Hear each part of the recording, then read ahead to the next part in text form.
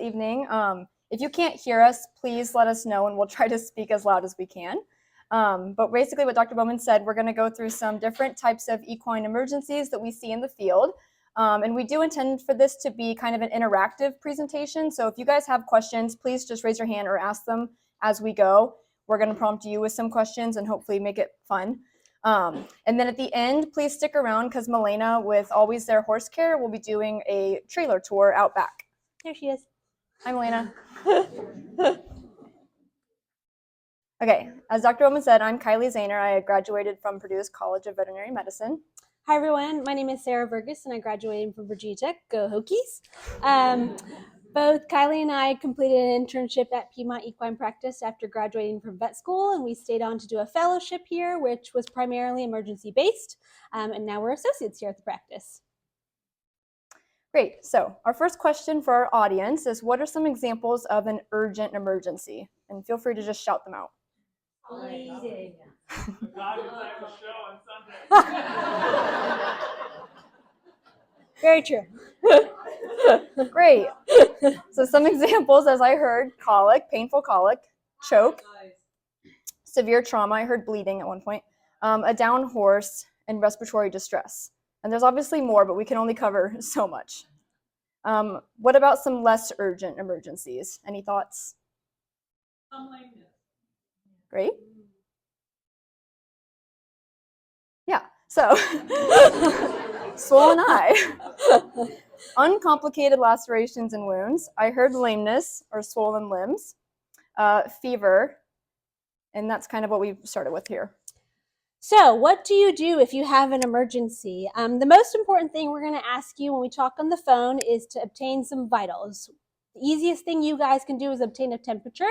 You can just get one of those quick read thermometers from the drugstore and put it in their rectum. It does not need to go very far. And tell us that. The next thing we might ask you if you feel comfortable is taking a heart rate and a respiration rate. Respiration is really quite easy. You can just watch the rise and fall of the horse's belly. A heart rate, if you don't have a stethoscope, a little trickier, but all of you can palpate your lingual facial artery here on the bottom of your jaw. And if you count that in 15 seconds and multiply it by 4 on your horse, you got your horse's heart rate. So an easy way, when you go home tonight, you can practice. Next thing we're going to talk about is your horse's comfort level. This is really important to us when we're on the phone with you because it really helps us guide how urgent is this emergency. Are they down and thrashing and very painful? Obviously, that is very urgent. Or are they laying there quietly? And then another important part, are they eating, drinking, and passing manure? Because those are kind of the core foundations of our horses. When they start doing those things or stop doing those things, we get a little bit more concerned. And then next, you're going to obviously call us. We can consult with any medications we might recommend to give. We'll give you an estimate about what time we think we could be to the farm, or if we recommend it's bad enough that you need to come straight to the hospital, we might recommend that. And then we'll also talk about a plan until we arrive. The important thing to note about medications, especially if you call and say, hey, I just need bute, we do need to have seen that horse in the last year and done an examination on that horse, because legally we can't dispense medication. So always something to keep in mind, another reason to keep up with your regular wellness care. Okay, great. So colic. Does anybody know what colic means? Like when you say my horse has colic, what does that actually mean? Yeah. So basically colic is just like an umbrella term for abdominal discomfort. We often relate this as something being from the gastrointestinal tract, but horses can show symptoms of colic from other places. But most commonly, it usually does come from their GI tract. Is that different than choke? It is. And we'll kind of differentiate the two. So that's our next one. But basically, the clinical symptoms of colic include, I'm sure most of you have seen a horse at some point do this: pawing, laying down, flank watching, refusing to eat, not producing manure for an extended period of time, yawning or stretching. And these can range vastly from very, very mild symptoms to my horse has just been kind of laying down looking at his side to I cannot get my horse to stop thrashing in its stall. So again, that kind of goes from like we have more urgent colics than others, just depending on what the horse is doing. But this is one of our most common urgent emergencies that we see in the field. So we always like if you guys consult with us, your veterinarian, when your horse is experiencing colic, even if it's mild, it kind of just puts it on our radar of there might be a horse, up in Purcellville, and I'm all the way in Berryville, and I need to get there. I know those aren't that far, but maybe I'm down in Culpeper. Culpeper. Yeah. And just keeping it on my radar that there may be a horse that needs to be seen at some point today.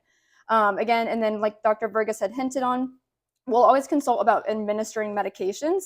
Our first reach medication for a colic is usually bute or Banamine. We prefer Banamine usually. And for a lot of colics, this can resolve those more mild symptoms, but not for every colic. So if you're administering Banamine on the farm and your horse is staying uncomfortable or getting worse after Banamine, then we're definitely going to say, oh, we need to come out to the farm. So on the farm, we'll start with kind of our basic physical examination, getting those vital parameters that Dr. Verghis hit on, temperature, pulse, respiration rate, listening to their gut sounds, and again, just assessing what is their comfort as I look at them just in their stall on the farm. And then we'll go ahead and administer some medication, usually sedation mixed with Banamine if it's not been given, or another drug like Buscopan that's a smooth muscle relaxant. And then starting with our rectal examination. This is a purely diagnostic thing that we do on the farm. So when we do our rectal, if we say like the colon is displaced, we cannot fix that rectally. I think that's not like a super common misnomer, but it sometimes is.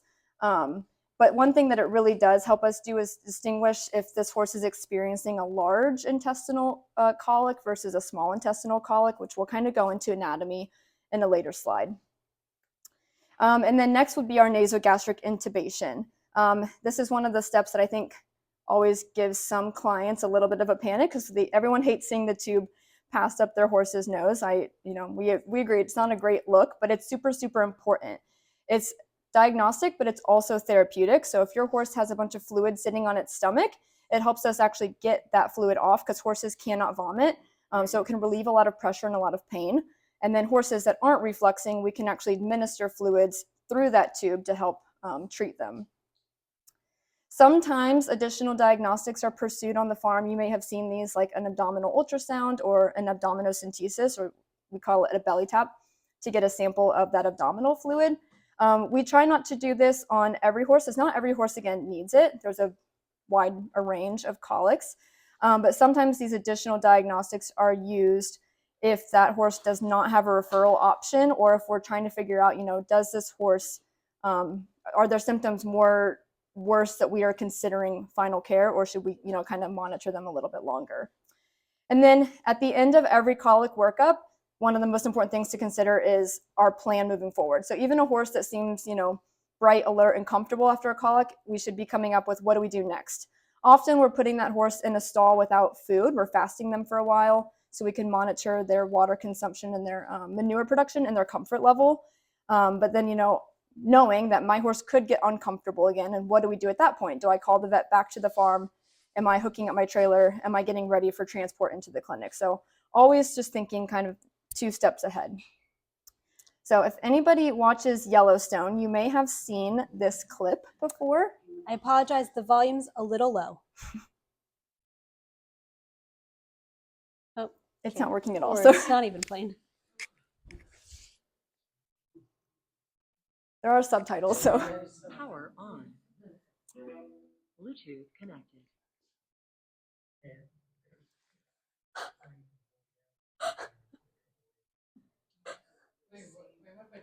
We're gonna do it. Do you want me to We'll play it one more time. Sorry, guys.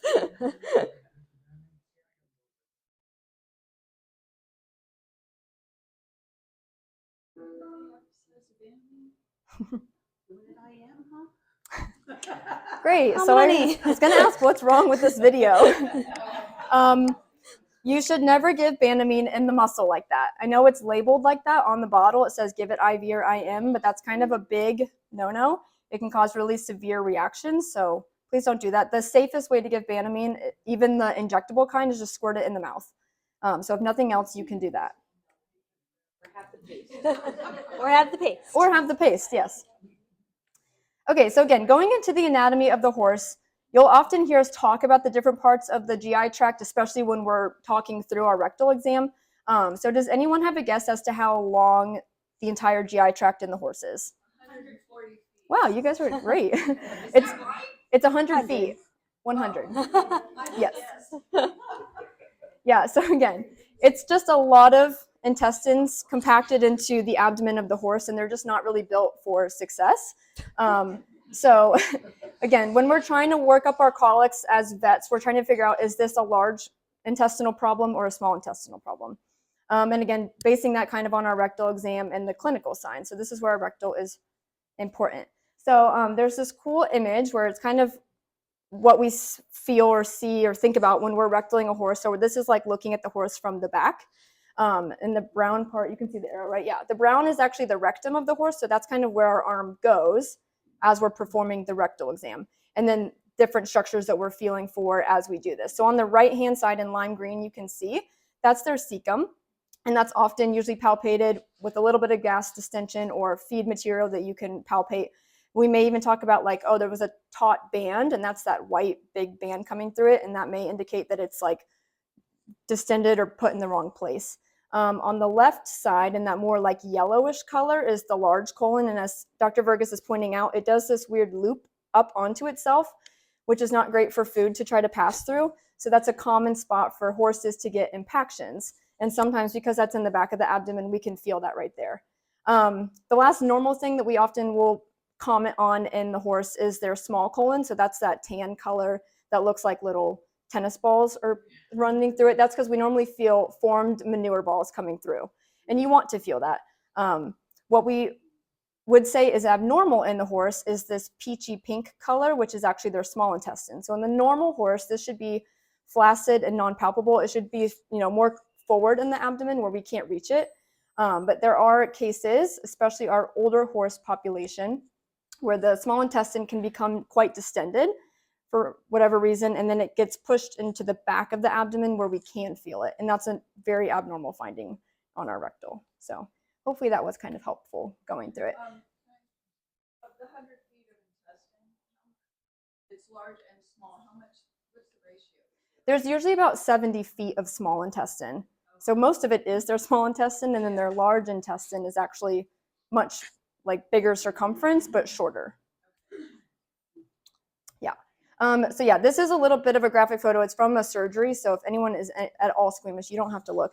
But I wanted to just show it because it's kind of interesting. If you've ever heard us talk about the distended small intestine or dying small intestine, this is actually what we're talking about. So we definitely have those horses where we say, we think your horse has a strangulating small intestinal lesion, where their blood supply to that small intestine gets completely cut off and that intestine starts to die. These horses are usually very sick, very painful.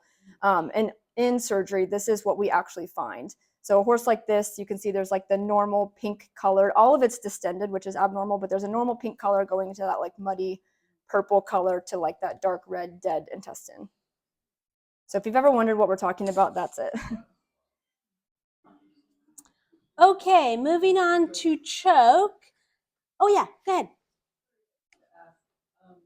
In the past, we're always told to keep the horse walking while waiting for the vet. But I've more recently heard, so no, don't do that. They're not rolling. I'm just wondering. It kind of depends on the horse's comfort level. Like if they're thrashing around in a stall, we don't want them to get cast. So we would say like probably get them out of the stall, walk them around. But a horse that's just, being quiet and just laying down, you don't necessarily need to overexert them and get them up and walk them around. So that's definitely a good conversation to have when you call the vet and just say like, this is what they're doing. What do you want me to do with them? Because I think every case is different. And is it more dangerous to have a small intestine colic or a large intestine colic, or does it just depend? It does definitely vary on the type of large intestine versus the small intestine. Typically, though, those small intestinal strangulating lesions, like we saw in this photo here, that is typically a surgical problem, meaning we can only correct it with surgery. So that tends to be our more serious problem. But we certainly have large intestine problems that are quite dangerous. Most commonly, you would think about a mare that just foaled, and they're at risk for something called a large colon volvulus, where the colon twists and cuts off blood supply there. That's a little less common. Unfortunately, the small intestinal strangulating lipomas are extraordinarily common in our older horse population. Yeah.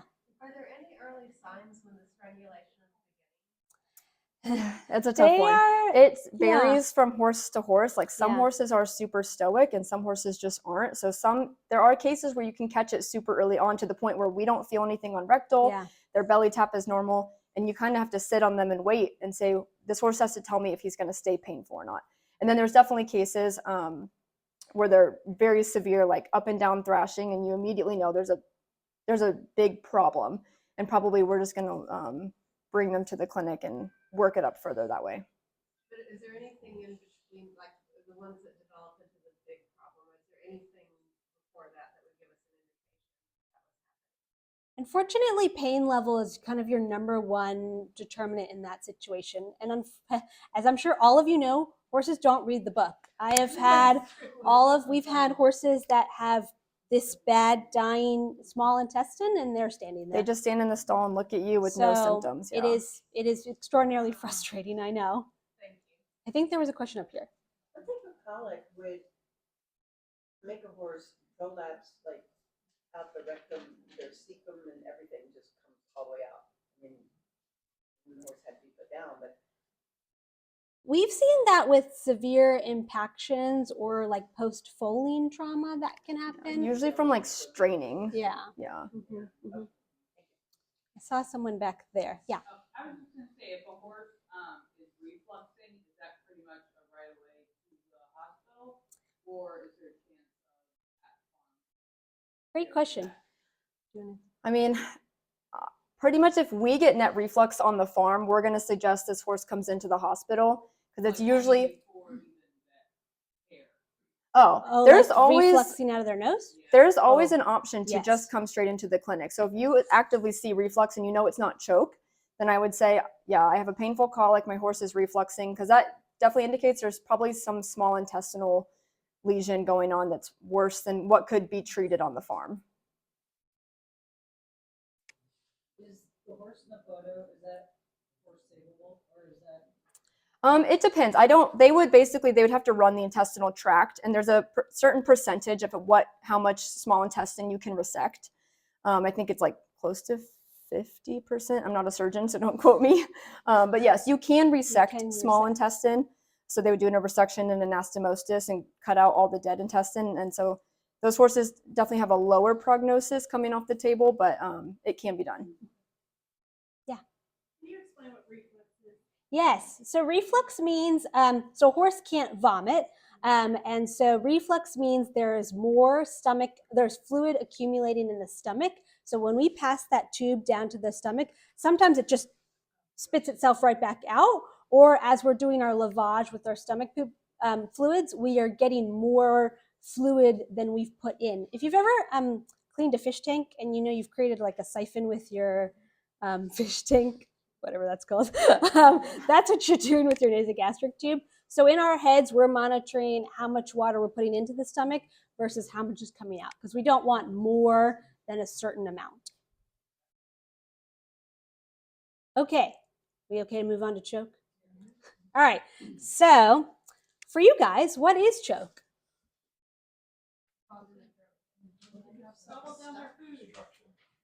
Great. So what is choke? In our horses, this is defined as an esophageal obstruction. So that means typically feed material is stuck in the esophagus. This is vastly different from choke in humans. Choke in humans means food stuck or a foreign body stuck in the Airway. Trachea, yeah. In a human, that's a life-threatening emergency. In a horse, it is an emergency, but we usually have a little bit of buffer time with those guys. As far as what does choke look like, typically, you will see a horse having feed material dripping out of both of their nostrils. They may act a little colicky because they're uncomfortable. So they're just showing signs of discomfort. They might be retching or gagging or extending their neck. Those are kind of our classic signs of colic. So, Can I ask a question Yeah. before I forget the question? All these instances, can they cause a horse to colic, the stress of the choke and the stress of life? Yeah. That's all they do. Yes. Great question. Yes, we've definitely have horses that are choking that present colicky. Like I've had chokes on the ground and I get there and I think it's a colic, and then I get them to stand up and they're pouring feed material out. And then you're like, oh, never mind. So it doesn't result in a physical colic. Not necessarily correct. Yes, it just, they present colicky because they're uncomfortable. Yeah. So what should you do in a situation where you suspect your horse is choking? You definitely want to first put the horse in a stall or an enclosed space where they don't have any access to feed or water. What should you not do? Number one, panic. Number two is administer any oral medications, because remember, that esophagus is blocked, right? So if we give medications orally, it's not going anywhere and it's not going to be absorbed at a therapeutic level. You definitely also don't want to try and tube or lavage the choke yourself. You could risk injuring that esophagus. It's a very soft structure, but then you can also cause the horse to inhale feed material down into their lungs and develop a secondary complication called aspiration pneumonia, which I'm sure you all might have heard us talk about before. And lastly, we don't want you to hand walk the horse in this situation, because often this can cause the horse to stress a little bit more. They inhale that feed material, and again, we're in that situation risking for the aspiration pneumonia. So quiet, closed space is your best bet. So on the farm, again, very similar to our colic, we're going to do our thorough physical exam. That's kind of the cornerstone of all our workups. We're going to give them sedation and some additional drugs, usually some Banamine and some Buscopan, again, that smooth muscle relaxant. We do sedate our chokes fairly heavy because, again, you can imagine we're passing this big tube down into their esophagus and you're lavaging it out. It can take us an hour plus time to do that. So we want them to be pretty zonked. And then again, the most important thing of our choke workup is that nasogastric intubation.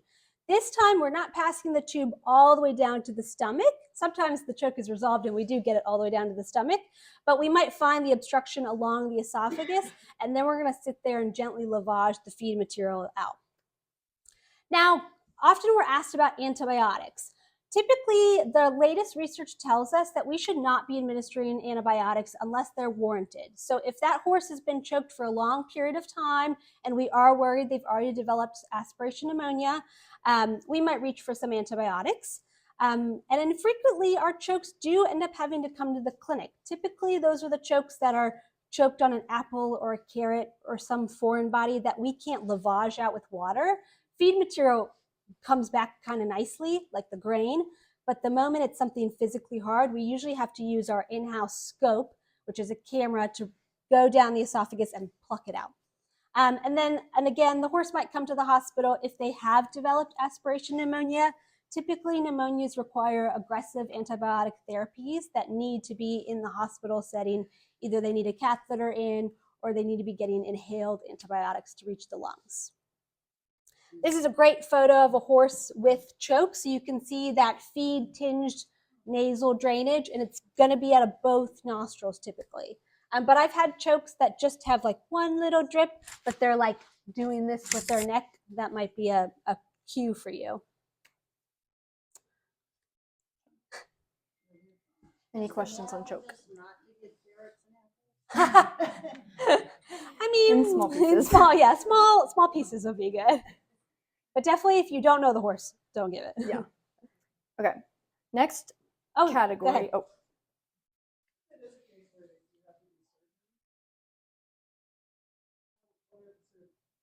Say some of those surgeries for college.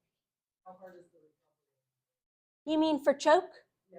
Typically, we don't need to like lay them down under general anesthesia like a colic surgery. For a choke, if they come into the hospital, they're typically just still under standing sedation, and we pass that endoscope standing. So it's a much quicker recovery time. The longer recovery time would be if that horse did develop pneumonia. Those cases can be pretty long and need longer aggressive treatment. How often, what are the chances of choke returning to pneumonia?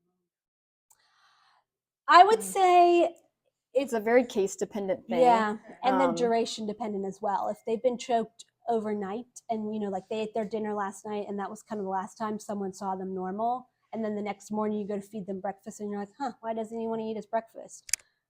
Those cases, and then, yeah, it's really case dependent, unfortunately, as horses are. Yeah.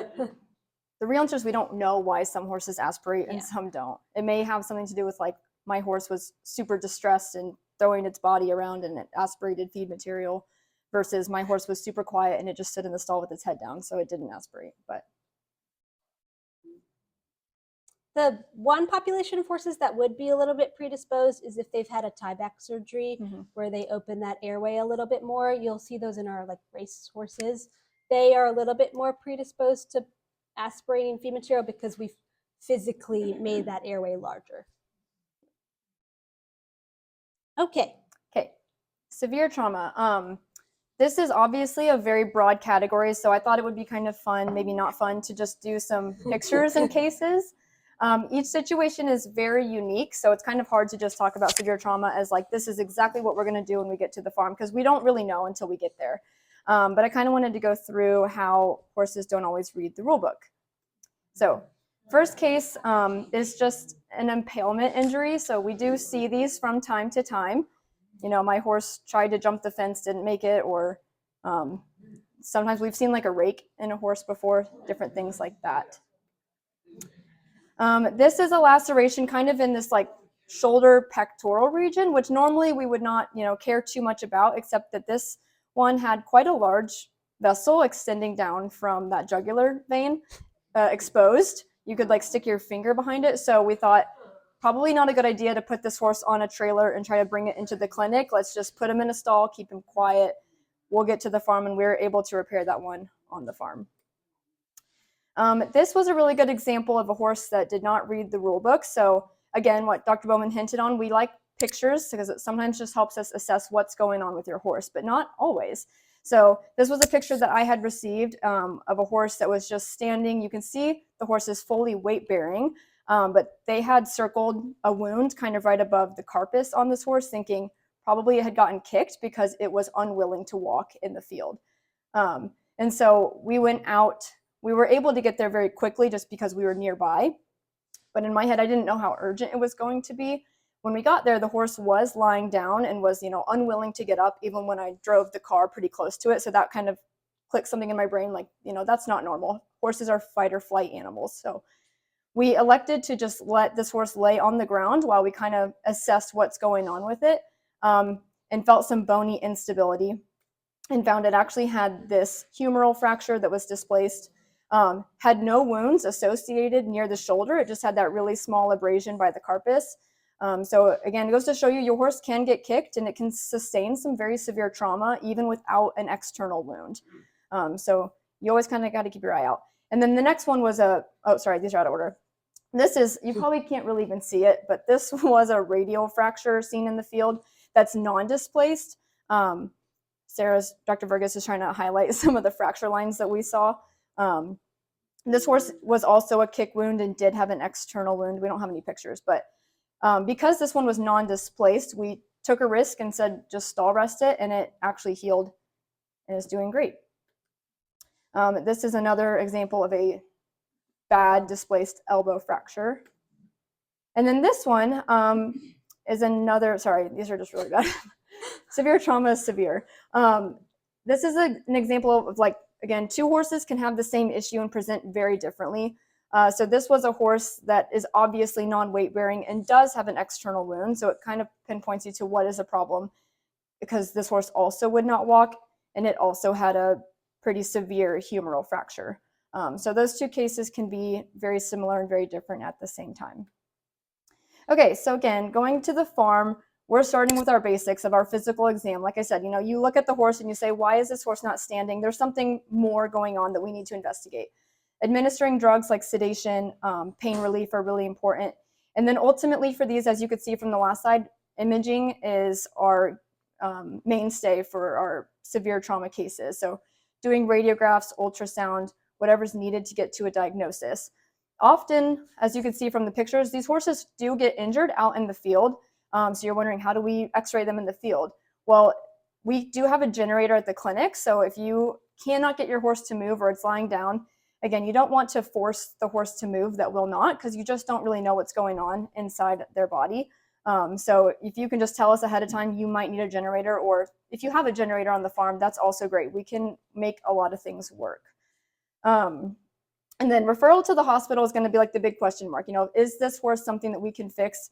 If it is, it's usually something that's going to need to come in, as they're just a little bit more complex. And then, as you could probably tell from the last slide, often these severe trauma cases do end up being quite sad and end up in a final care. So it varies a lot from case to case, but that's kind of what we had on that. Any questions? Yeah.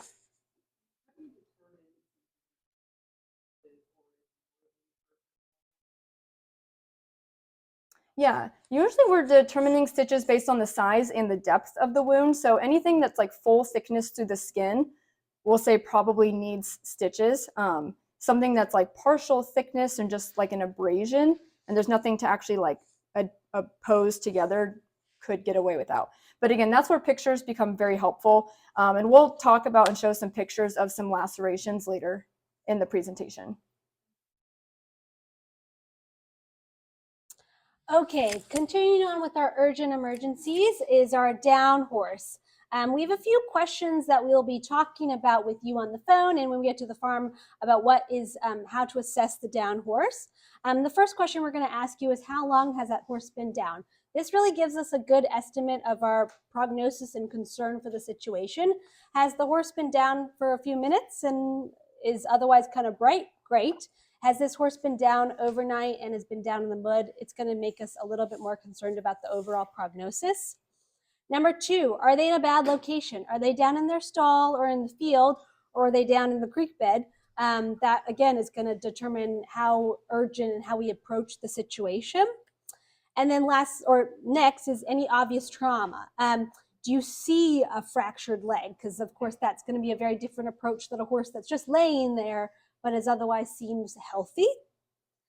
And then lastly, is the horse making attempts to stand? This is a very important question that we're going to ask you because a horse that's making no attempts to stand, has been down for a prolonged period of time, is going to have a much graver prognosis as opposed to a horse that wants to get up, is just exhausted. This photo is a horse that was down to heat exhaustion. Dr. Zehner and I were able to successfully sling her in the field with a little bit of extra support. On the farm, so again, physical examination is the cornerstone of our workup. Drugs we might need to administer, whatever pain medications we might need to give. And then the question we're going to be asking is, why is the horse down? Is the horse down because they're colicky? That's very common. Are they neurologic and they're so unstable they cannot stand? Is there some sort of external trauma like a broken leg? Or is this an old horse that's been fatigued and is down because they're exhausted? And the list goes on and on. Those tend to be our most common things we see. We are really lucky in this area to have Little Fork Large Animal Rescue. I don't know if anybody's ever worked with them, but they're awesome. They are a purely volunteer team of professionals that can come out and sling a horse. They do need to have access to a tractor that's big enough to lift a horse. So that's an important question we'll ask you on the farm if we're going to think about slinging the horse. And they do require a veterinarian to be on site. So they will not come out if you just call them directly. One of us usually has to be the mediator. They do operate solely on donations, and they truly are volunteer-based. So if you're feeling generous or if you see them post a story on Facebook, you should totally follow them. They're pretty amazing, and I try and donate every time I'm involved in one of their cases. And then again, the down horses, if it's a colic and we can treat it, that we might refer it to the hospital for where it's a severe colic. But the horses that need a little extra support, so say we're worried that they're going to go down again.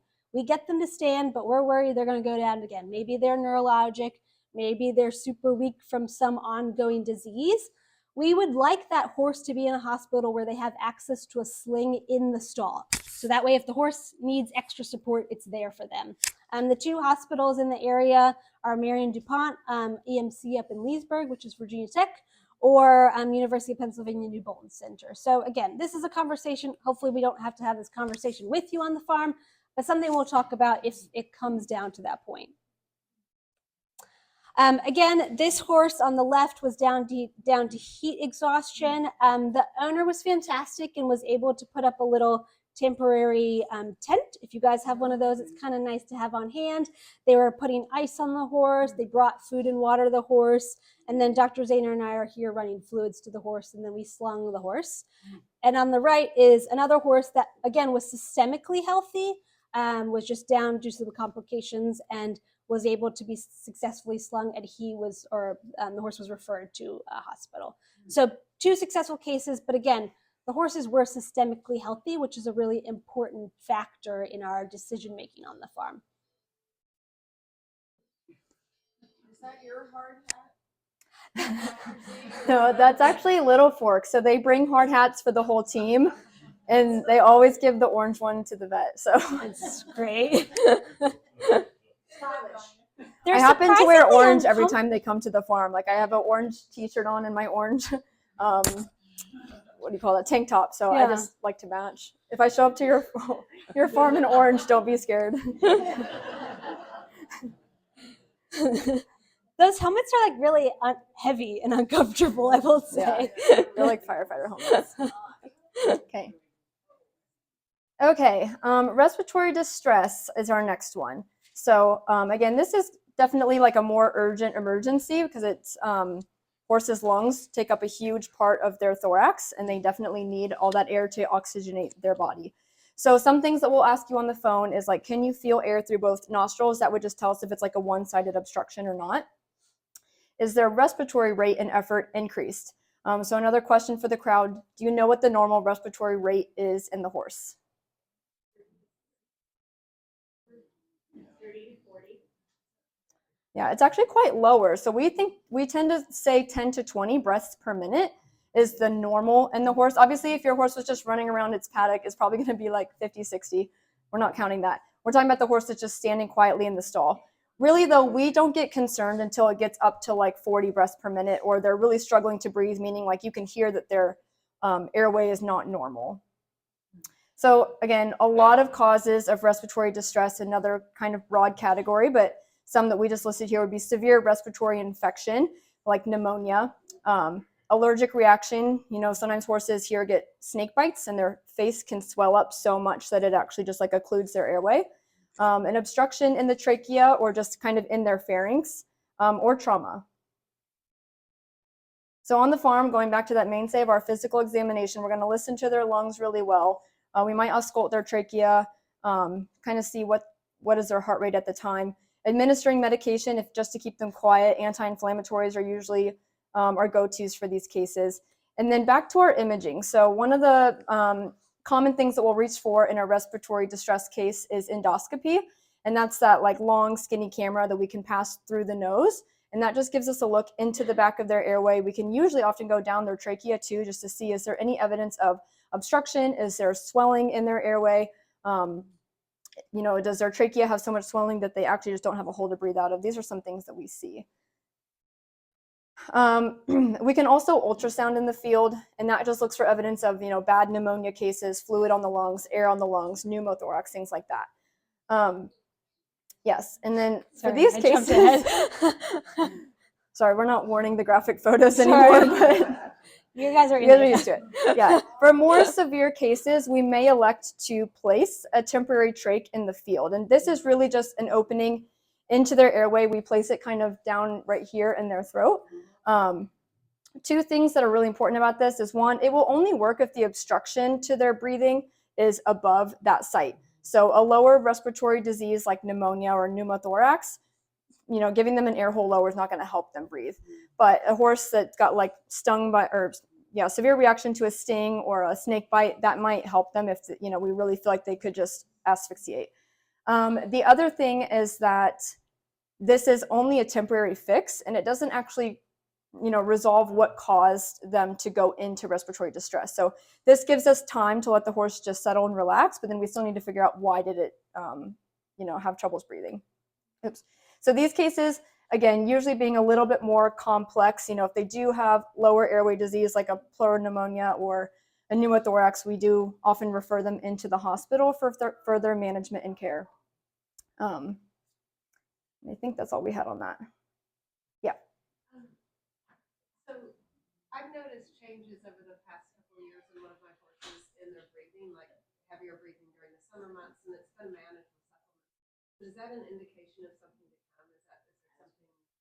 Is there Yeah, usually those cases, if it's more chronically ongoing, it is something that we'd think of as like just a more chronic, maybe inflammatory disease, and not like this is an emergency. But it doesn't mean that we don't see horses that, I've been struggling to breathe for years, and one day you go out and they're really struggling to breathe. So, we always say never with your horse. It's definitely something to keep an eye on, and maybe something that you would want to have someone examine them and just see, like, is there something we can do to help this horse before we, progress further into this disease? Yeah, it's definitely a possibility. So when the temporary trait is removed, do you close the trachea itself? No, what we'll do is we just pull it and then it heals. It's kind of magic, but I know it seems a little scary, but no, we keep it. We just let it heal by what we call second intention. yeah, So it just heals on its own. yeah. How long does that take? It only really takes like Like a week or two to completely heal. So are you saying that hole's not as big as it looks? It's we should have brought you guys a trach. It's about this big around, And you pull it out. and it only goes into the trachea like just a little bit. You're just breaking into the trachea to create a hole. You've seen in those medical shows where they stab the person with a pen? It's like the same thing.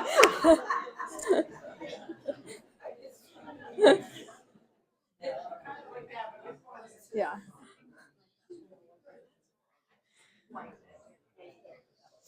How long would you leave the You basically want to leave it until you resolve the cause of their respiratory distress. So we can leave it in for weeks at a time.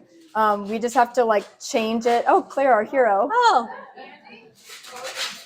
I thought you had something like an emergency. We have like 10 of them. We could pass this around if you guys are interested in it, but it basically fits in there like little duck lips. And yeah, we can take this out, we can clean it, we can clean the site, and then we can put this back in. And we've actually been able to teach clients how to do this to their own horse, and you just swap it out. So yeah, we'll pass that around. Okay, so I'm going to briefly touch on our last urgent emergency. And I know we didn't really touch on this in the beginning, but it is baby season, right? So as far as repro emergencies, number one, it's very important you keep in touch with whoever your regular reproduction vet is, because they often are triaging those cases themselves. If you ask me and Dr. Zehner about babies, we're going to be a little less educated on that matter. But if you are breeding you and having foals, you should always be ready for referral. As many of you know, foals can take a sharp turn pretty quickly and often need extensive treatment in the hospital. Dystocia, which is any kind of difficulty or difficult birth with the mare and foal, is a reproductive emergency. That needs to come to the hospital. A normal foaling should take 30 minutes. The moment things are getting a little hairy, we recommend coming into the hospital. It requires a huge team. As you can see, our team's working in this photo. And often these cases need general anesthesia. So we put the mare under heavy sedation anesthesia, and either we can manipulate the foal better, or sometimes we have to take them fully into surgery and do like a C-section essentially. But something to keep in the back of your mind if you have babies.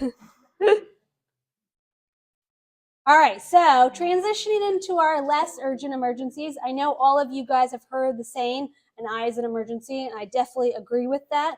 But if you call me with a choke and an eye, I'm going to go to the choke first, and then I'm going to the eye. So causes of a swollen eye, it can be trauma, it can go ongoing eye disease, a corneal ulcer, or just irritation and allergies. In Virginia, there's so many allergies. All of us experience it. So definitely something we see commonly. Clinical signs, the horse may be squinting, tearing, you might have some swelling, some drainage or discoloration, and then even trauma to the eye. Again, actual trauma like a blunt force trauma, the horse got whacked in the eye, or there's a foreign body, those are going to be a little bit more emergent than like a horse that's just tearing. And then again, Always consult with your veterinarian before you administer any eye medications. There are eye meds that are contraindicated based on the eye disease, so we don't want to worsen a problem by putting in a different medication. So always check with us before you give anything. Some fun photos. Here is a photo of a very classic corneal ulcer. You can see it's stained green, so we put that stain in there. It helps us define the margins of that ulcer. So this little green highlighted spot. Typically our most common eye emergency or eye appointment is a ulcer. Our favorite eye emergency. Our favorite, I should say favorite. This is a little bit more complex of a case. This horse has hypopion.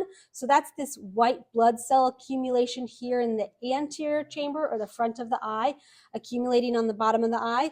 They also have some fibrin deposition. This is a little bit more complex of a case. We might be consulting with our lovely ophthalmologist in the area, Dr. Catherine Nunnery.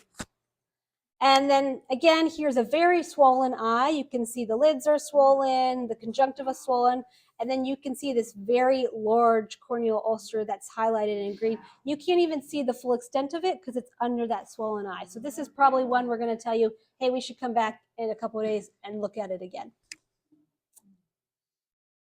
All right. Swollen eye questions. Okay. Moving on to our lacerations and wounds. So I know somebody asked about these earlier. Again, these are often not as urgent as we always think that they are, but there's a few exceptions to that rule. So again, identifying the location of that laceration and wound, that's super important for us because that kind of just helps us think, what are we going to do on the farm? Do we need to make sure we have an x-ray machine? Is this right over a joint? Should I just be sending it straight into the clinic? Will it need to go under surgery? Things like that.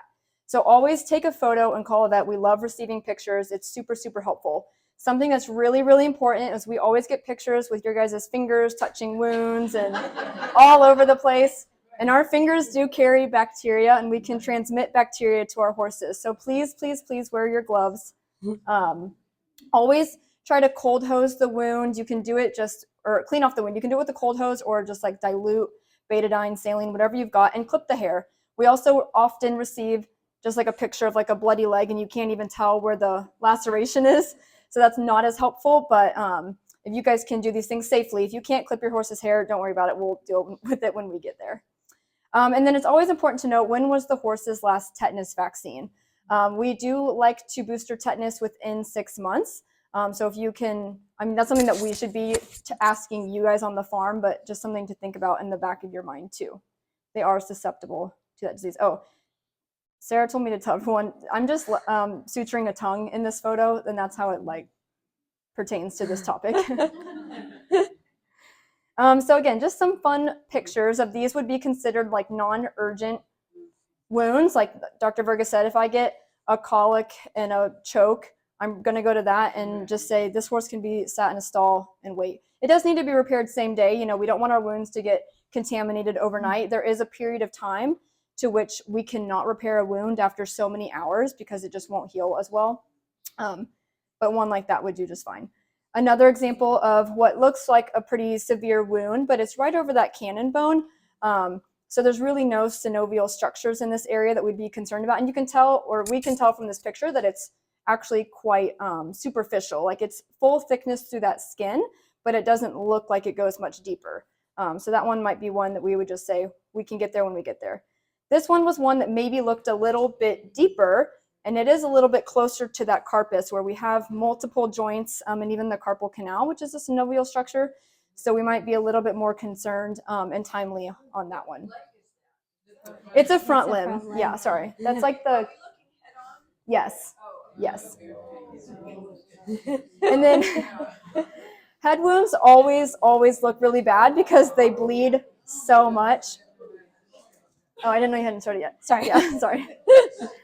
So head wounds will always bleed a ton, but then that often helps them heal really, really well. So. Oh, sorry. Can you see it? Okay. But it's important to know that, again, all these are like less severe lacerations, so they do heal very well. This is us putting them back together. Fun fact, these were all repaired by us. So yeah, these are our photos. So yeah, you had a question? Why does it, what would cause the head wound? I mean, if they like, what would, They catch them head on. A lot of times it's a horse that like flips their head up and we think maybe catches it on like a trailer or a nail, or they can get kicked in the head and get some like bony trauma as well. I recently went to a horse that had a water bucket hanging through its nose. They did cut it out before I got there, so I didn't get to see the picture. But yeah, horses can do anything. So in those cases, or even a superficial laceration, after you clean, and then what? Then can you use silver spray? Should you cover? Should you use antibiotic ointments out there? What does one do post cleaning? If it's far from the ground, you can often just put that horse in a stall and say you're going to sit here until the vet comes.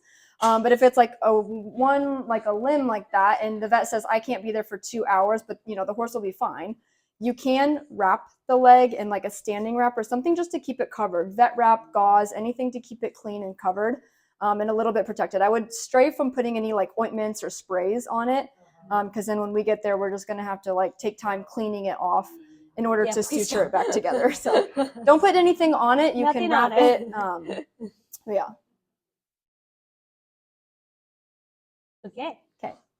So these are some more complex wounds that we might take or consider with a little bit more urgency, or just say, if this horse has the option to come into the clinic and we can't get there for 4 hours, let's just save us all the time and the money really to just say it needs to come in. So this is looking at a hind limb from the front. So this is a pretty deep wound. I hope you guys can like appreciate that. I know the picture is far away, but from the picture you can see this is deeper than those last ones were. So it's like multiple layers and it's right over a joint. So that's one that we would be probably recommending for a flush or a lavage. In contrast, again, not every horse reads the same rule book. This is a different horse with a very small wound. It almost just looks like an abrasion in this photograph. You can't really tell what's going on. And when we got, but it's also right over that same joint, that tibiotarsal joint. So when I got to the farm, I was able to clip it, clean it, and probe it. And my probe happened to just kind of like dive into the leg. So then you start to wonder, where is this going? Am I just going to touch bone, or am I in the joint? So that's when our x-rays and our imaging becomes very helpful.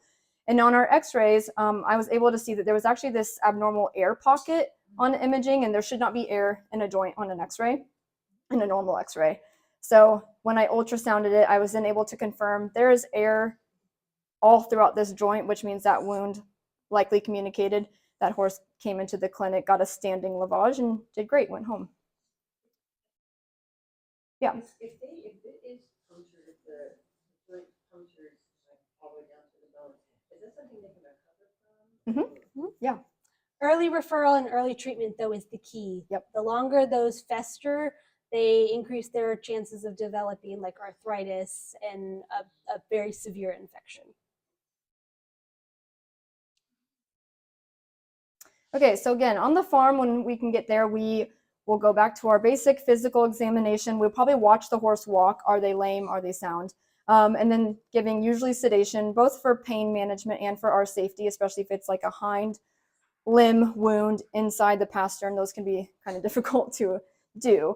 And then again, like we just hit on, the wound exam and the imaging are just a super important part of our wound workup. And there are still cases where we will do all of the imaging and we just cannot tell 100% if this wound communicates with a synovial structure or not.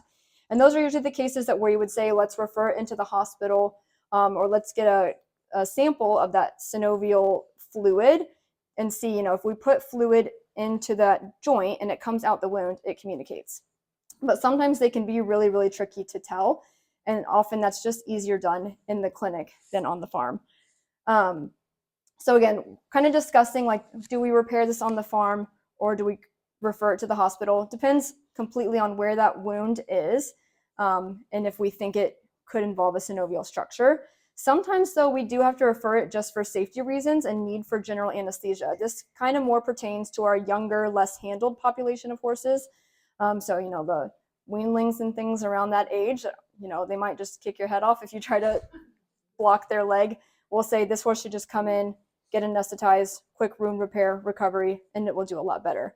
Also coming into the clinic for continued aggressive treatment and management. Sometimes it's just easier to do that in the clinic than it is on the farm. And then also your insurance. If your horse is insured, sometimes your insurance will dictate what we or how we can treat your horse. There are some insurances that will only cover treatment if that horse goes under surgery, meaning general anesthesia. So sometimes it's not really our choice. It's we want this to be covered by insurance, so we're going to have to make that decision based on what that coverage looks like. Okay, next on our less urgent emergencies is swollen limbs and lameness. The first thing we're going to ask you guys is this a new lameness? If your horse has been lame at the trot for 2 weeks and you call me on the weekend, we're probably going to say, let's save your emergency fee and see that during daytime hours. Is the horse lame at the walk? An acute new lameness at the walk is definitely something we should see on emergency. And then next, we're going to ask you if your horse has a fever, so anything greater than 101.5. A lot of our lame or swollen limbs, so like cellulitis and lymphangitis, they will have a fever associated with it, and that helps, again, guide our treatment plan. Here is a great photo I saw in the field. What is the number one rule if you see a horse with a nail in its foot? Don't pull it. Great. Because I need to do this. So I was able to take x-rays of this horse's foot, and you can see this big nail. This horse was quite lucky. It did not touch any of our structures that are, kind of special in the foot, but we worry about like our soft tissue structures, the deep digital flexor tendon, our navicular bursa, our coffin joint, and the tendon sheath. Those are all structures within the foot that if they get injured and infected, it's very serious and requires referral to the hospital. So keep the nail in, even if it seems a little barbaric. Does anybody know what's going on with this horse's limb? Yeah, Carol got it. It's a lymphangitis. This is a infection, essentially, of the limb. These horses are extraordinarily painful. You will think the horse has a broken limb sometimes. They often have a fever associated. They've got this big, what we call stovepipe leg, so it's big and fat, and they're very painful. If you touch it, they are like this. They're like, don't touch it.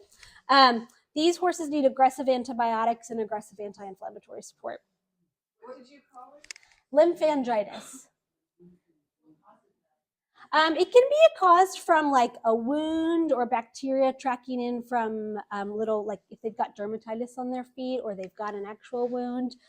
Some horses are just more prone to developing it, and often once they've had a lymphangitis, they tend to be more prone to developing it again.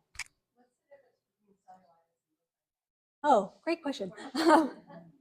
Essentially, lymphangitis is cellulitis on steroids, if I feel like that's a fair answer. Yeah. And cellulitis typically is more distal or lower on the limb. You see like the lower limb swollen.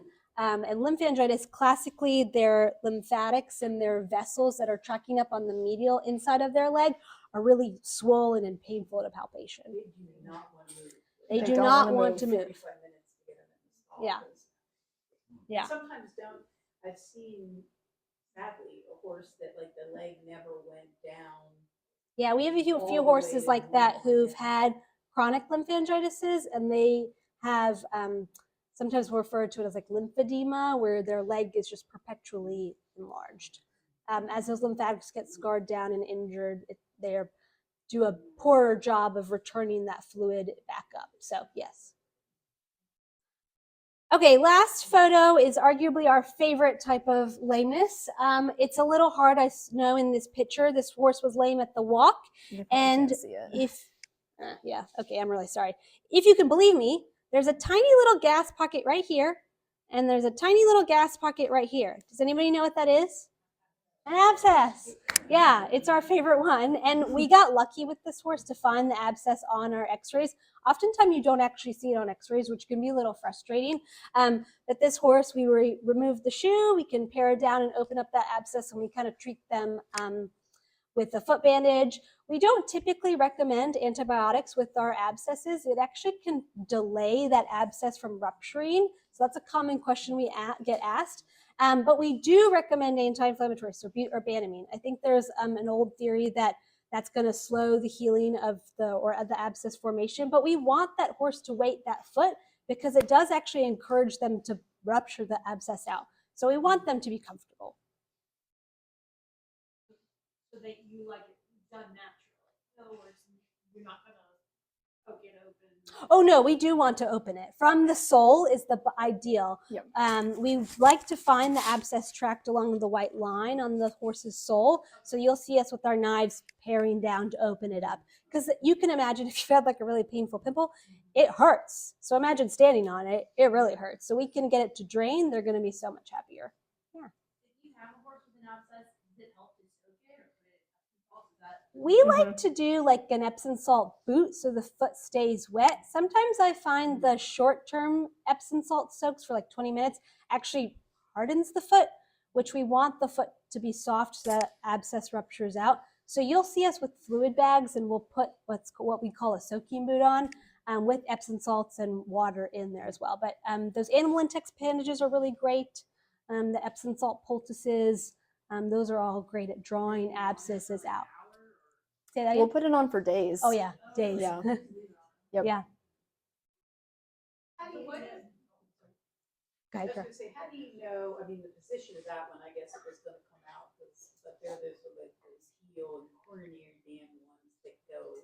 Yeah, sometimes knock the down. abscesses, even though we want them to drain out of the foot, they will rupture out of the coronary band. Those ones are extraordinarily painful. So you will find the horse is like, okay, they've been lame at the walk, and oh my God, they're so much lamer today. Most of the time we find they're going to rupture out of the coronary band at that time. You can often palpate along the coronary band and feel the point where they're like, oh my gosh, that hurts. They will often also then get what we call an ascending cellulitis or a swollen leg associated with that, because you can imagine there's a lot of inflammation going on. But yes, it is a lot more painful when they rupture out of the coronary band. It does happen. But you don't drain those. We right? try Those not, happen no. We usually correctly. try to soak those like from the coronary band, so putting like a soaked animal intex right on that coronary band to encourage it to come out the top, because once it's coming out the top, Those it's doing take that. longer, right? I mean, it's not like 2 or 3 days later. Those they're are a sound. little bit They more little bit take longer. couple Yeah, weeks yeah, before they're- yeah. Sometimes they can be a couple days if you can poultice them just right, but Yeah. every horse is different. Limited experience. I thought I saw one other hand. Yes. Why does the Epsom salt poultice not dry out the hoof like a soap would? Like you mean the green? Well, you said you would soak it with Epsom salt because it hardens the hoof. So if you do a poultice with Epsom salt, does it do the same thing? Well, we like the boot with the water so it stays wet. The poultice will often reach for when it's already draining, so then it's drawing out. Does that make sense? I know it's a little bit, and every vet you'll find does it a little differently about what they prefer. So it is going to be vet dependent as well. But most of us at Piedmont really do like that soaking boot, at least to soften the foot so it does want to drain out. Okay. Oh. This is a great video of an abscess that Dr. Zehner opened, and you can see just that tiny little bubbling at that red spot, that's that abscess draining out.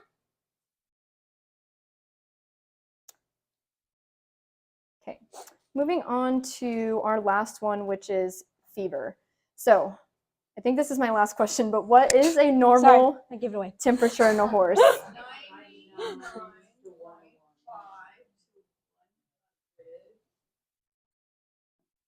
Yeah, you guys are right on track. So normal is 99 to 101, but we often don't get really concerned until they're above that 101.5 range, and they can kind of go all the way up to 106. So there's quite a vast range. Some things that we'll ask you on the phone is just like, does this horse have any other clinical signs? And really what we're wondering is there something infectious going on? So respiratory questions would be, do they have any nasal drainage? Are they coughing? Do they have swollen lymph nodes? And we usually really care about those right under their mandible or kind of behind their mandible. Gastrointestinally, do they have any loose manure? Are they showing symptoms of colic? And then musculoskeletally, as Dr. Verghis just hit on, do they have any swollen limbs? Are they lame? Do they have any wounds that would be causing this fever? And then back to the kind of the infectious disease category is, has this horse traveled recently, or are there any new horses on the property? Because those are definitely the things that most often will bring in something from an outside source. So we really enforce biosecurity oftentimes for our fever cases if we are suspecting a contagious infection. So we may ask you to quarantine a horse on the farm. And we always say, like, don't be alarmed if we show up and just start gowning up, booting up, gloving up. It's not that we're like scared of your horse or think it's gross. It's just that we have a lot of other horses to see throughout the day and we just don't want to transmit anything ourselves. So just some fun pictures. This is a swollen lymph node under the horse's jaw. This one's actually quite small. They can swell up to be quite large. This would be an example of like severe thick nasal discharge in the horse. And then does anybody know what this is? No, sorry, this little test. Oh, sorry. Yeah, that's our SNAP 40X test, which was actually made for the dog. But we can use it in our horses just to see, do they have a high titer, antibody titer to certain tick-borne diseases. It does not tell you about active infections, so it's not a perfect test. If this little dot turns up blue, it doesn't mean your horse has anaplasmosis or Lyme disease. It just means it has antibodies to those things, so it's been exposed to them before. And if they get a vaccine for something like Lyme, right, that will register some. That will show up on our Lyme multiplex titer, which we send off to a lab, but not on this, yeah. Correct. So yeah, again, tick fever is one of our most common causes of fever in this area, which is anaplasmosis. So these horses are usually pretty lethargic, they're not eating, and they have a pretty high fever, like 103 to 105. And that's like the classic presentation for them. Again, it is probably our most common cause of fever in the area, but we cannot be 100% sure until we kind of see the horse and assess them, run some blood work and more testing. But this is transmitted by the deer tick, which is pictured here. And these horses do require antibiotics. So if your horse, has a super high fever, again, it might not be the most urgent emergency. We might go fix the laceration before seeing your horse's fever. They can always get some Banamine or Tylenol if we consult with you on the phone. But they do need those antibiotics really to combat that tick fever. So we usually like to see them same day. So we've talked a lot about emergencies, what type of emergencies there are, but really important for you guys is emergency preparedness, because it's really a matter of when you're going to get an emergency, unfortunately, with horses. First thing, what should be in your emergency kit? Again, a thermometer. Everybody should have a thermometer. Again, just grab those quick read thermometers from the drugstore. Banamine and bute are great to have on hand. Bute comes in a lot of forms. A paste and a pill is most common, or the powder, and then we can give you the Banamine paste or a liquid. Bandaging supplies. You can have a standing bandage that's reusable, some gauze to wrap on a leg, maybe a nonstick pad. Sedation, we are a little, it's a little difficult for us to dispense sedation because of drug laws we have to follow, but most commonly a lot of people do have acepromazine on hand. It's important to note that ACE is not a sedative, it's an anti-anxiety drug. So we might have you can give it to relax the horse, but it's not gonna make them sedate. It's definitely also not gonna help with pain. The other thing to note about acepromazine is you shouldn't give more than 2 mils. A horse can actually go down if you give them more than that. So another thing to just keep in mind. Next thing is your trailer. If you have a trailer, is it ready to go? Are the tires done? Is the inspection ready? Can it go on the road? Often I know many people are like, oh gosh, I haven't driven it in 10 years. That's okay. Do you have a friend you can call that has a trailer that can help get the horse to the hospital? We are so lucky in this area to have Milena with Always There Horse Care. She has 3 trailers that are fully equipped to transport horses in emergency situations. I highly recommend you guys write down this 24/7 number here and save it in your phone in the case of an emergency. And lastly, things we don't always want to talk about, but is unfortunately important to talk about, is cost. So when we're talking about an on-the-farm... 701 or 703? 701. Oh, it's wrong? Oh my God, don't listen to me. This is wrong. I'm sorry. 703. So sorry. I'm not great with my numbers sometimes. on presentations, like typing thing. Yeah, phone numbers. Sorry. phone numbers. I'm great with my drug numbers. Sorry, don't look at that. Anyways, so we're talking about costs on the farm. After hours emergencies, you're looking at a minimum of about $500 for that's your emergency fee plus a workup. And it can go, of course, more with whatever we have to do. If you're coming into the hospital for colic or laceration, you should be expecting to pay anywhere from $25,000 to $5,000. And again, if that horse is going to surgery or needs extensive care, it's going to go up. It's always, we at Piedmont are very supportive of a whole range of financial budgets, and we want to support you. But you know, it's important to know what your budget is and what you're comfortable is. We don't want you to feel the financial burden too. So just talk with your vet about what you're comfortable with. A great thing, of course, is insurance. There's also those Smart Pack and Platinum Performance products that have colic support. So things to keep in mind. I know we don't always like to talk about it. Yeah. I keep butylamin on the farm. Mhm. How long past the expiration date?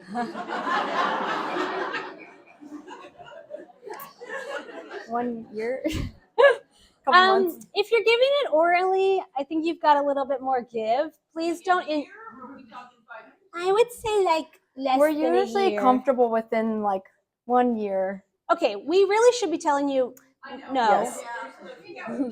Yeah, this is off the record. This is like, please don't inject IV Expired expired meds. meds. No IV IM expired meds. That is a no. If your Banamine Oral is yellow, do meds. not give it to your Yeah. horse. Oral meds, we've got a little bit more play, but I'd say like 6 months, maybe a year. It's going to lose efficacy though. Yeah, So over there. If any of your oral medications are frozen, being outside the past few months, does that throw them out? it is important for your injectable drugs. Once they're frozen, you do lose efficacy. And then, yeah, with your oral meds, really, you are losing efficacy as well. So you should, if you can keep them in your house or in a temperature control room, that would be ideal. I had a question on choke. If it resolves and you weren't able to get out there in time, do I still keep that at home? So typically when I have a call that a horse is choking and the client think it's resolved, I still want them to put them in a stall for 30 minutes and watch them. And then I do a little test with like a bite of grass. And if they can chew it and swallow it, we feel better about that. But if there's any concerns, the safest thing to do is pass the tube, because the last thing you want is a choke that's migrated down into the lower esophagus and it's still there, but the horse might be acting more comfortable and we don't fix it. But again, communication with your vet is always helpful in that situation. Okay. Oh yeah. Superficial cuts and scrapes. Antibiotic ointment, spray silver, leave it open to the air, wrap it. Yeah, it again really goes back to the size of how big is a scrape. Is a scrape, this big, or is a scrape like this big? Often we do like to kind of cover those scrapes until they get some skin healing back over. Things that are really good for those are like SSD cream. Triple antibiotic is a good one. Manuka honey. Manuka honey is great. Silver honey spray. There's a plethora of products on the market today that you can put on a wound. But yeah, keeping in mind that this horse could get like a secondary cellulitis or become lame and then may need to be seen. So it's never wrong to just send us pictures of this is what's going on. What should I do? There is a common misconception though that wounds need air to heal, and we're going to disagree with that. Wounds should be covered because that's going to help them here. They stay moist and that heals best. And keeps them away from dirt. A superficial puncture is probably going to be okay. Yeah. Say it. Yeah, just a light bandage is perfect. Yep. This is a little bit backing up, but can your horse change its reaction to, we get a lot of these things at our farm, other, not just a lump, but can it affect their breathing? Does it change over time? Does it develop any kind of immunity or resistance? And how can we go ahead and treat the lump that the thing results in? It's a good question. I don't know that we actually know Yeah. the answer. Like, there's not been a lot of research into horse like allergies. That's a really ongoing topic that's being studied. But certainly it can happen in humans. You know, our allergies can get worse. So I would say it's not out of the question for our horse population. And something to be mindful of, that there are horses that need treated, even if they didn't need treated in their past for a bee sting or something. Would you agree? Yes. Yeah. What would you treat a bee sting with? Often we'll reach for anti-inflammatories in that situation, so Banamine, and sometimes if the situation's safe, we might reach for steroids. But again, we won't. We want to assess the horse first, because steroids are not without their own risk as well. But there's a lot of shampoos out there that have like topical hydrocortisone. Those work really great for hives. Yeah. Did you have a question? No, I'm sorry. Okay. Just leaving on the wall. What about scratches or cannon crud? That's treatment. Yeah, that's also a very broad topic, because every horse responds to medications a little bit different. Usually our mainstay for the scratches, though, is like getting up under those crusty lesions. So you really want to like thoroughly clean that leg, letting like a chlorhexidine-based shampoo sit on the leg for 10 minutes and then rinsing it off. Keeping it moist, so like an SSD or a Desitin wrap that can just sit on the leg and kind of help soften up those lesions and treat them topically is our best way to combat it. But again, there's so many products out there for it these days.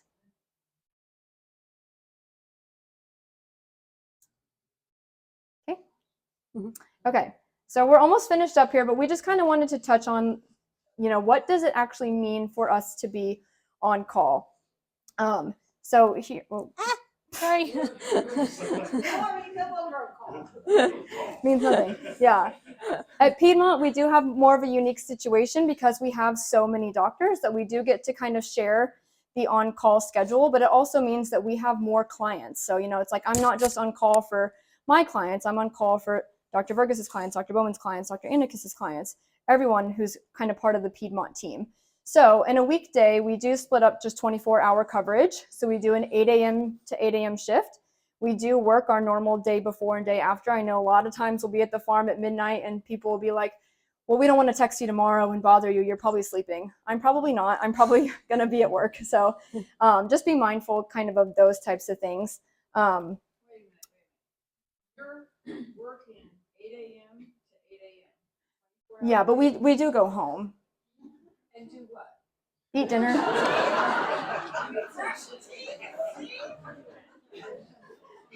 Our on-call schedules, Yeah. I mean, our bosses who are sitting in the back, they were on call for 24/7 for plus many years. So On call for 24. Yes. yes, on call. So this is pretty nice. Yeah. It just means like my phone is on me for a 24-hour period. Any emergency that comes in, I'm the primary person that goes out to see it. Yeah. And you might have a normal work day schedule the day before and the day after. Yes. Being on call for 24 hours. We need to talk to your superiors. No, it's really like good. Dr. Verghis said, we're not trying to get complaining. pity. We're not. We have it so much better than our. Oh, good. They paved the way for us. They This did. is good. And it gets better every year. But yes. Y'all never look tired.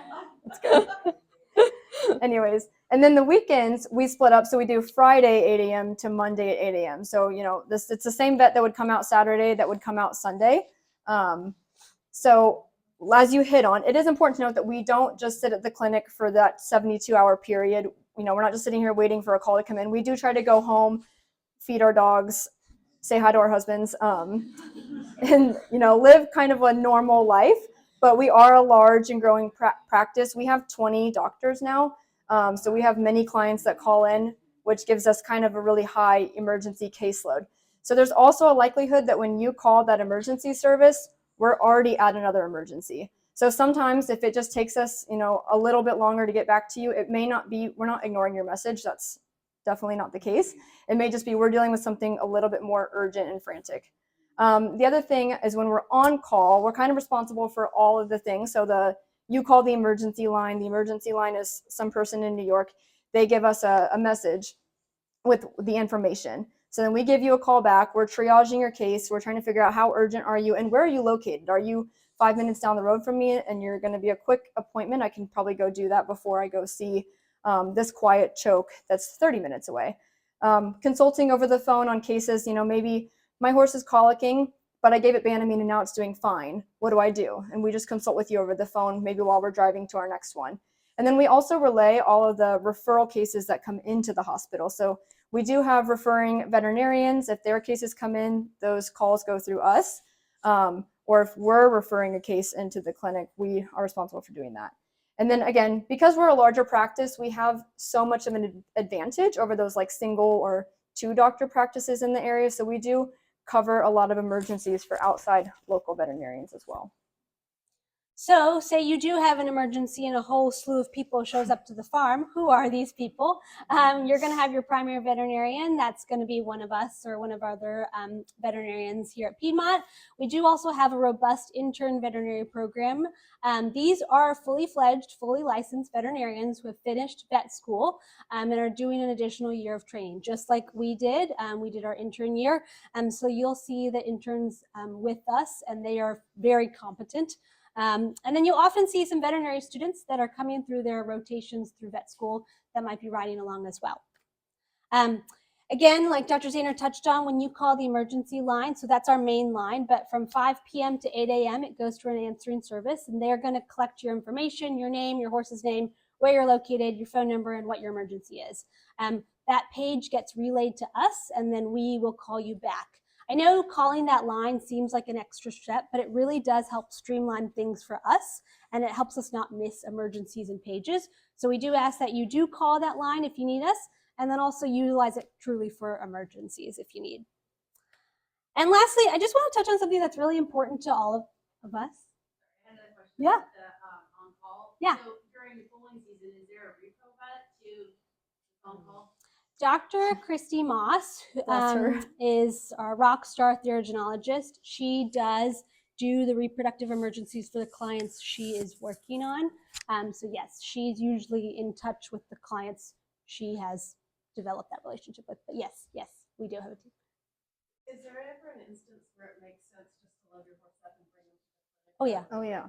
Yep. And But call us first. always call. Always call. Always us call. first. Please don't show up, because while we do have a team here, our barn is staffed. Our doctors are not here, so we need a little heads up. Okay. So like I said, this is something near and dear to both of our hearts, is the mental burden associated with on-call. As you can imagine, there's a big challenge with being on call. There's a great analogy. It's like carrying a backpack. So even if I'm not at an emergency, we have our phones on us and we're ready to go at any time. So you're carrying this backpack of being on call. So we always ask you guys, and you all are amazing clients, is just be kind to your vet on call. Only text your vet after hours if it's an emergency. If you're asking about your blood work, maybe that text could save till tomorrow morning.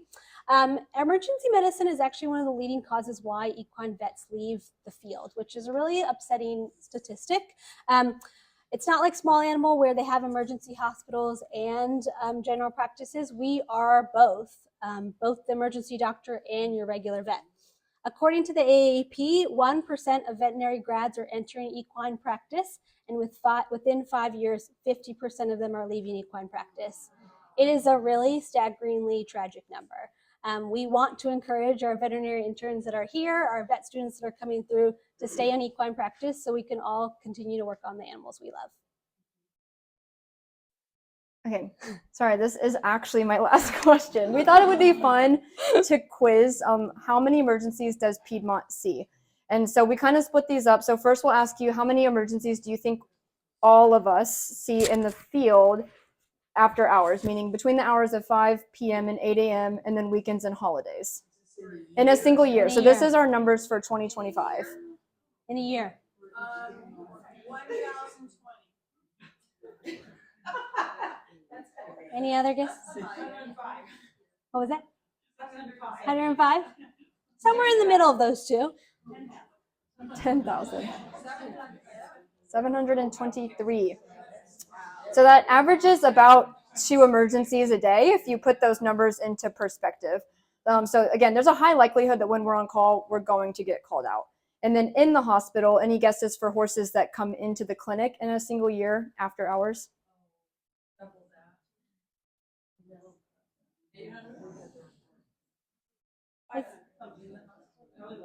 It's less. Yeah. 600? 198. Yeah. So yeah.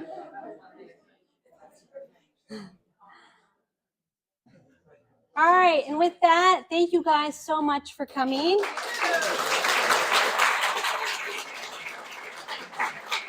Yeah, with now you guys are welcome to ask us questions, but Melena is outside with her trailer if you guys want to go take a peek at it. It's cool, and she's a great contact. And get her correct phone number, not what I told you.